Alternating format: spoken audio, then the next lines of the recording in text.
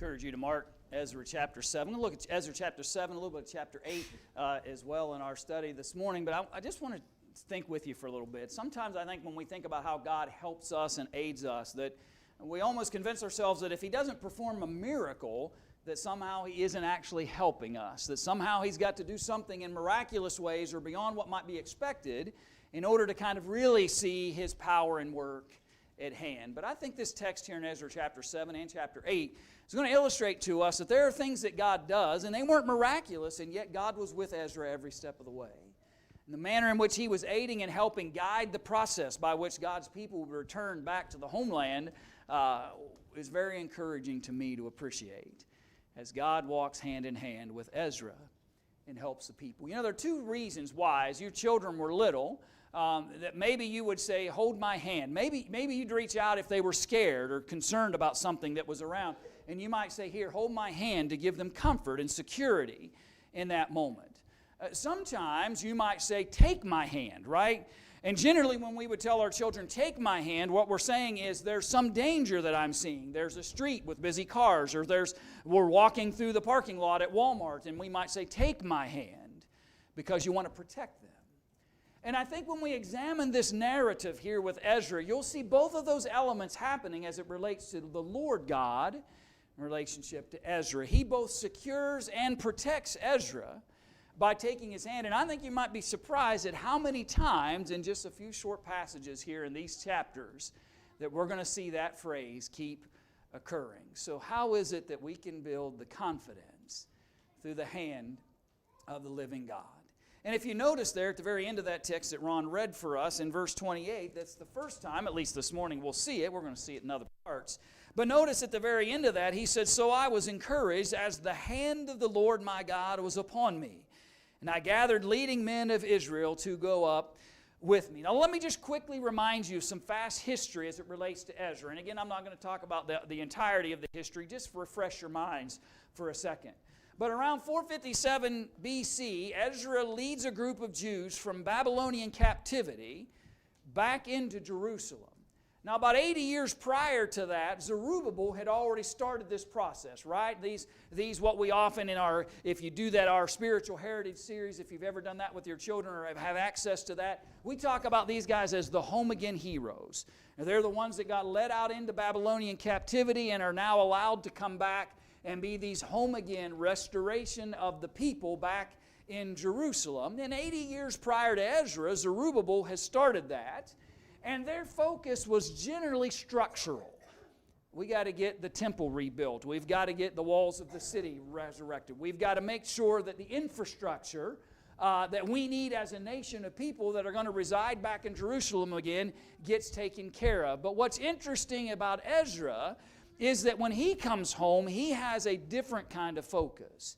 His focus is to determine to rebuild the people. He needs the people to be what they need to be as it relates to servants of God. They had been in captivity and in so many ways had lived Babylonian lifestyles for a long period of time. And as they restore themselves back into Jerusalem and begin to be the heritage of God again, they're going to have to need education. They're going to need taught. They're going to need to understand God's laws again. There's going to be a lot of work to be done to make sure these people can do what God intends for them to do as it relates to restoring them back to their homeland. And so Ezra is going to need God's help to do that.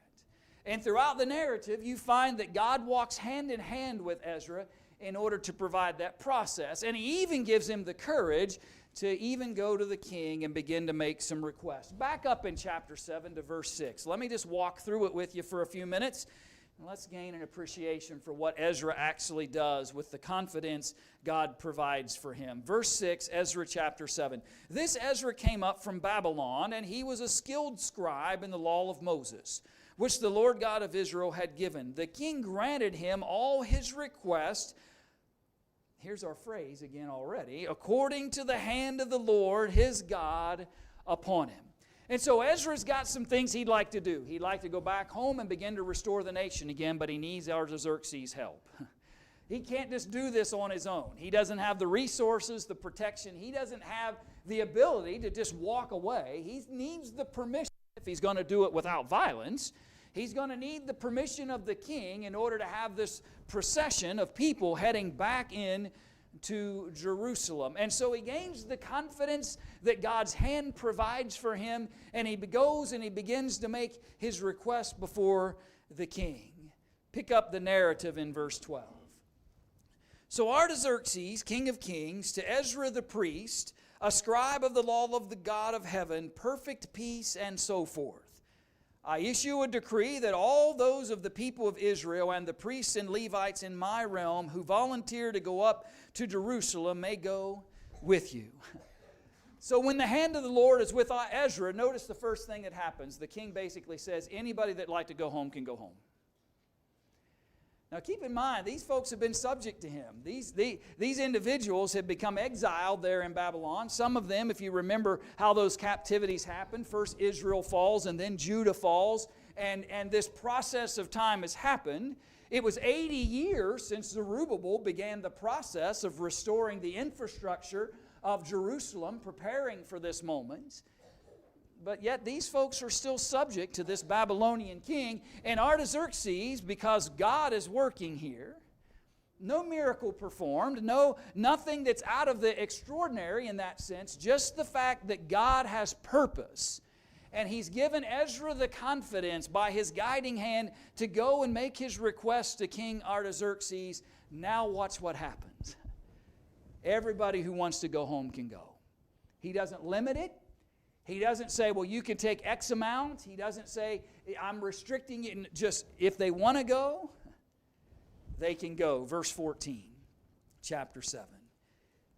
And whereas you are being sent by the king and his 7 counselors to inquire concerning Judah and Jerusalem with regard to the law of your God, which is in your hand, and whereas you are to carry the silver and gold which the king and his counselors have freely offered to the God of Israel, whose dwelling is in Jerusalem, and whereas, by the way, pause for a minute. Isn't that interesting?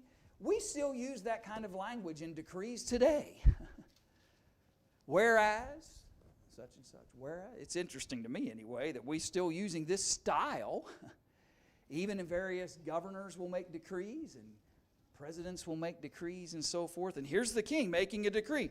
They all can go if they want to go. And not just that, but whereas you're able to carry the silver and gold, which the king and his counselors have freely offered to the God of Israel. Here's some money. In order to make this, here's some money in order to make it happen. And whereas all the silver and gold that you may find in all the province of Babylon, along with the freewill offering of the people and the priest, are to be freely offered for the house of their God in Jerusalem. Now, I don't know about you, but generally speaking, most governments that I'm familiar with don't tell the citizens, go ahead and go grab whatever you want from, and we won't bother any of that money. Go ahead and take up a collection. And anybody that wants to give you financial ability to go back, you can have all of those funds for yourselves. That's the power of the hand of God.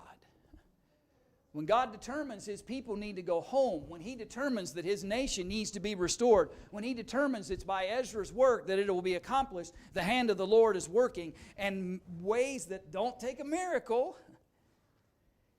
and yet you can see God working every step of the way. Now therefore, verse 17, be careful to buy with this money bulls, rams, and lambs with their grain offerings and their drink offerings, and offer them on the altar of the house of your God in Jerusalem. He almost sounds more faithful than some of the people of God. Isn't it interesting? Artaxerxes says, listen, when you get all this gold and silver, the money I'm giving you, and the money you gather by these collections among the people, make sure that you don't squander that. Make sure you don't just use it for anything you want to use it for. You need to make sure that you go back home and worship your God the right ways. So make sure you've got the bulls you need and the rams you need and the lambs you need. Make sure you've got all the things necessary to make sacrifice upon the altar. Can I ask a quick question of us as we make a little bit of application of that thought for us this morning? How often do we ask for the blessings of God in order to be able to make sacrifice on benefit of something else? When He said, we want the Lord to bless you in this endeavor, but He reminds them in that process, but that's not just for you. Those blessings aren't just to benefit you and to give you food and sustenance along the way. Those blessings are intended for you to also make sacrifice unto the Lord. And friends, when you and I have the hand of the Lord's blessings in our life, we need to be sacrificial. We need to be giving. We need to be helpful. It's not just about us. It's not just about what we got out of it. And so often, I think sometimes the hand of the Lord is with us in a lot of ways, and He blesses us in ways that we don't always recognize. And one of the ways that we should honor the hand of God's blessing is to be able to be of help and sacrifice when we appreciate the provisions that He bestows upon us. Verse 18. And whatever seems good to you and your brethren to do with the rest of the silver and gold, do it according to the will of your God. Make sure you got sacrifice, but the rest, make your decisions. But He even qualifies that according to whatever your God has told you. Whatever laws are governing that. Also the articles that are given to you for the service of the house of your God, deliver in full before the God of Jerusalem. And whatever more may be needed for the house of your God, which you may have occasion to provide, pay for it from the king's treasury. The hand of the Lord's powerful. If you need a little more, we'll provide that from the king's treasury. If you need X provisions for reestablishing the temple worship, we'll give you what you need. And I, Artaxerxes the king, issue a decree to all the treasurers who are in the region beyond the river, that whatever Ezra the priest, the scribe of the law of the God of heaven, may require of you, let it be done diligently. Can you imagine that? Ezra walks into your region. He walks up to your tax office and shows you a decree from Artaxerxes and says, hey, I need, and you don't have any choice but to provide it to him. That's the hand of God. Every step of the way, no matter where Ezra would find himself, whatever his needs might be, God's finding a path by which to provide it. 100 talents of silver, 100 cores of wheat, 100 baths of wine, 100 baths of oil and salt without prescribed limit. Some things he could ask for when he reached into that region, and whatever amount he thought he needed, he could ask for, and there was no limit. Because when the hand of God is there, it's limitless. Whatever is commanded by the God of heaven, let it diligently be done for the house of the God of heaven, for why should there be wrath against the realm of the king and his sons? Artaxerxes, by the way, gets it. He understands who he's dealing with. He understands the power of the God of Ezra, and he wants to make sure that God sees the kindness and the compassion and the willingness. So he's not necessarily without some political motivation, I suppose, in doing all these things. But yet, you just see every step of the way the hand of God working.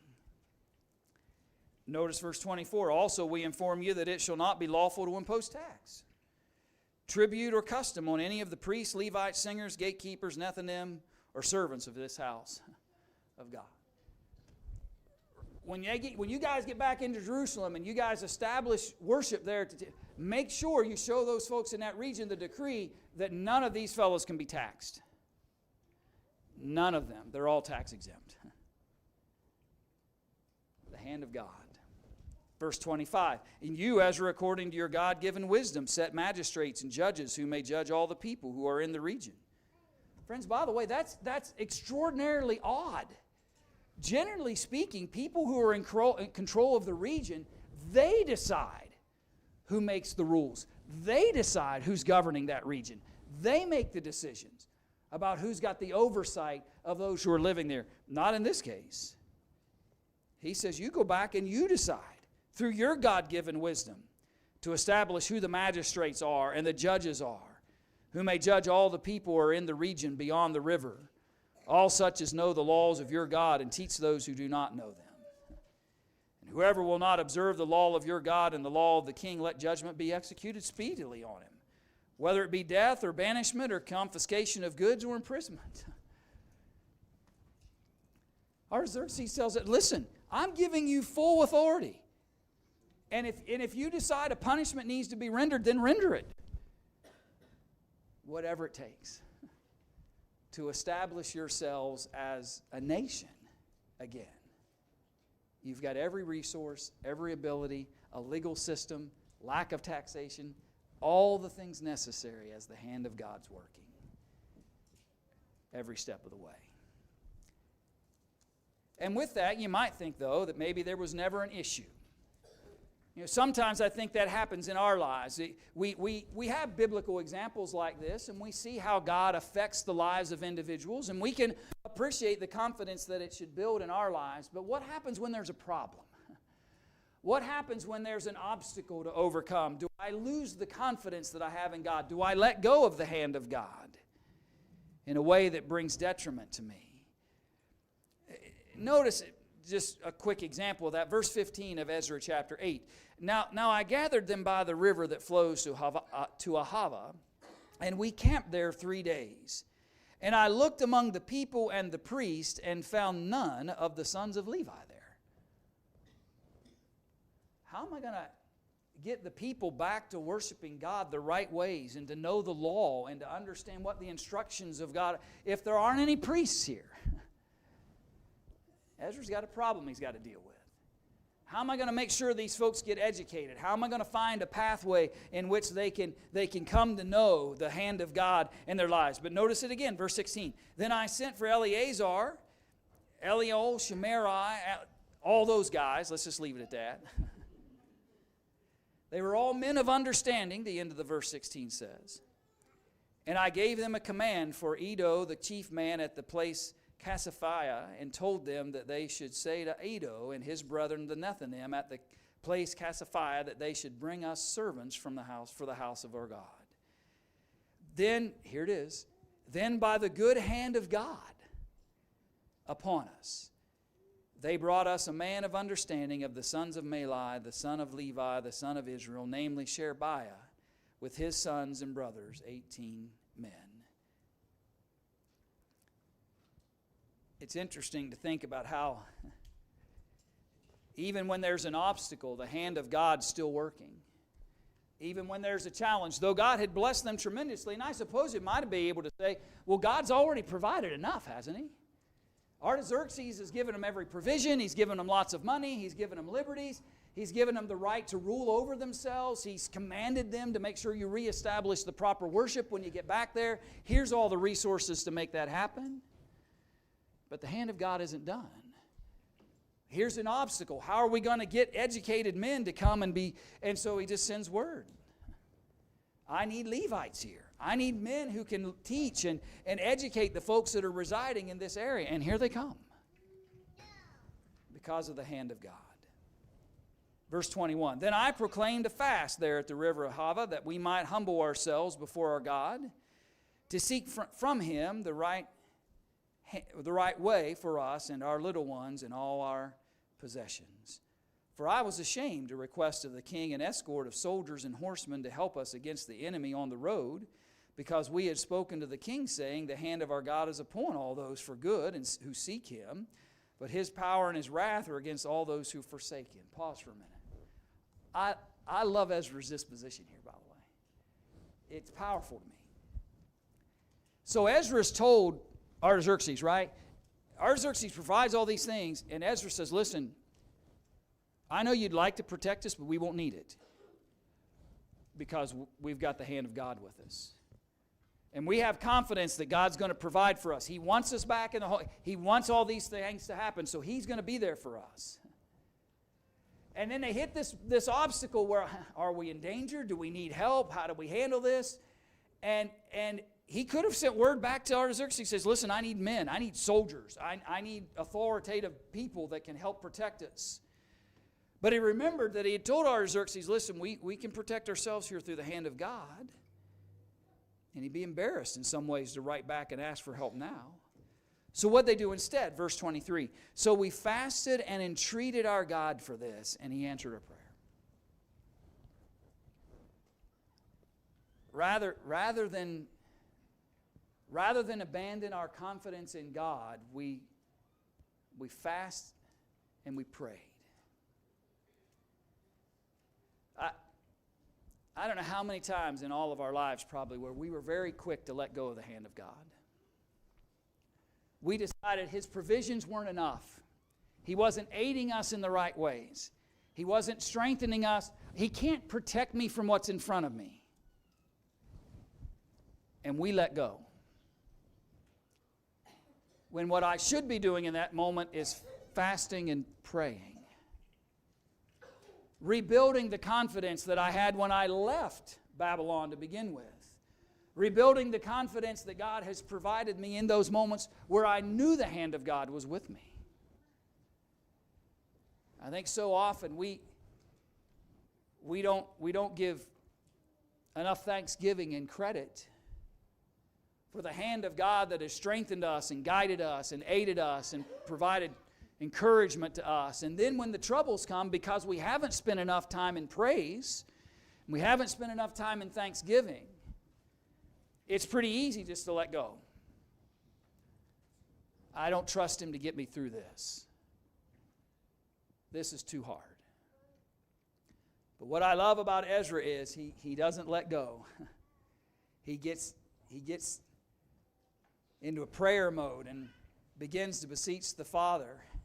And jump down to verse 31. It worked. Then we departed from the river of Ahava on the 12th day of the first month to go to Jerusalem.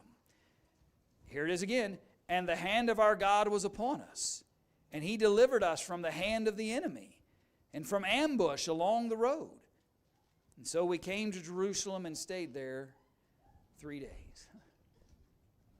We prayed, we fasted, we reached out to God, we clung to His hand, and He aided us, He helped us, He strengthened us, He alerted us, and encouraged us. It's amazing, right? You think about how much assistance, even though they came into the face of the enemies, even though there were those who tried to ambush them, it didn't matter. Because the hand of God was there every step of the way. So as we've been talking in our Bible class, so what's that mean to me, right? What do I learn from, it's a great piece of history, preacher. Great piece of history. Beautiful sentiment of how God's hand was with Ezra. What's that mean to me? How does that help me appreciate the hand of God in my life? So give me 4 or 5 minutes and we'll conclude by looking at that just briefly together. Number one, I think what we need to do better at is preparing ourselves to embrace the hand of God. Go back into Ezra chapter 7, verse 9 just for a minute. On the first day of the first month he began his journey from Babylon, and on the first day of the 5th month he came to Jerusalem, according to the good hand of his God upon him. There's that phrase again. But here's key. For Ezra had prepared his heart to seek the law of the Lord and to do it, and to teach statutes and ordinances in Israel. Before any of that history that we just studied happened, before any of those moments where his confidence needed to be strengthened in God, before any of those events occurred, notice who Ezra was prior to any of it. He was a man who had prepared his heart to seek after what God desired from him and committed himself to doing it. We struggle with commitment when it comes to serving the Lord. We struggle. I don't want to speak for you. I struggle sometimes about committing myself to anything and everything God has shared with me, taught me, guided me in, challenged me, reproved me, corrected me, instructed me. But what I appreciate about Ezra is he's got the hand of the Lord. Why? Because he prepared himself for that purpose before he ever reached out. His heart was receptive to the hand of God. And wherever God would lead him, he would follow. Wherever God would take him, he would honor. Commit to that. Commit to the hand of God if we want to gain the benefit of it. Paul said this in 2 Timothy chapter 2, verse 21. He said, "Therefore, if anyone cleanses himself from the latter, he will be a vessel for honor, sanctified and useful for the master, prepared for every good work." Any vessel, any person, any heart, any life that wants to honor God must first get rid of anything that's keeping me from reaching the hand of God. I've got to empty myself of all the vessels or all the acts of dishonor. I've got to step aside from the sinful practices in my life. I've got to step aside from the worldly thought processes. I've got to get myself away from the things that keep me from God. The problem is never the hand of God, by the way. The problem is never that God's hand isn't available. It is never. I promise you, every time my children were being raised, their father's hand was available to them. Did they embrace it every time? No. And did they have some bumps and bruises along the way because they didn't? Yes.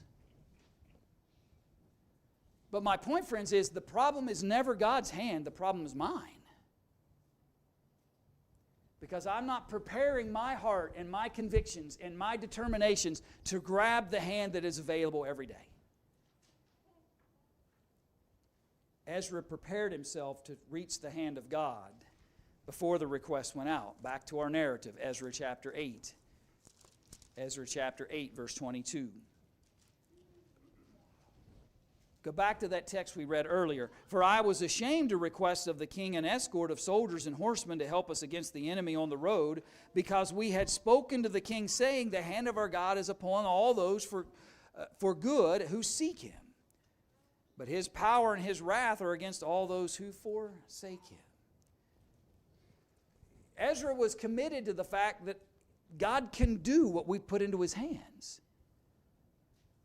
He had every confidence and belief that God was absolutely capable of fulfilling what it is he was giving to him. Verse 6, Hebrews chapter 11. But without faith, what? It is impossible to please him.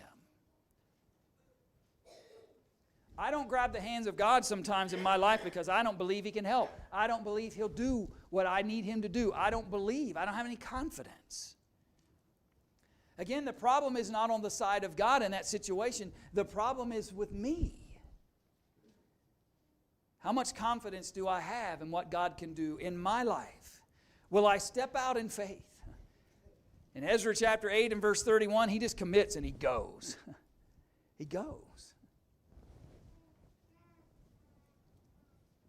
James said this. In James chapter 2 and verse 17. Thus also faith by itself, if it does not have works, is dead. In verse 26, he said, for as the body without the spirit is dead, so faith without works is dead also. Friends, grab the hand of God and go. Go where he leads us. Go where he takes us. Go where his principles and his teachings guide my life and educate me. Step out in faith. I believe God will take my hand. Well, then take it. I believe God will guide my life. Then let him guide it. I believe God will put me in the right circumstances and help me make the right decisions. Then listen to his guidance. Right? For lack of a better word, those two things go hand in hand. They go hand in hand. Show your faith in the hand of God by grabbing it and then letting him guide us. I'll use one last analogy with parent to child. How many of us through the years have grabbed the hand of the child and then spend the next 2 or 3 minutes in a tug of war? Because they want to go one direction and I need them to go a different direction.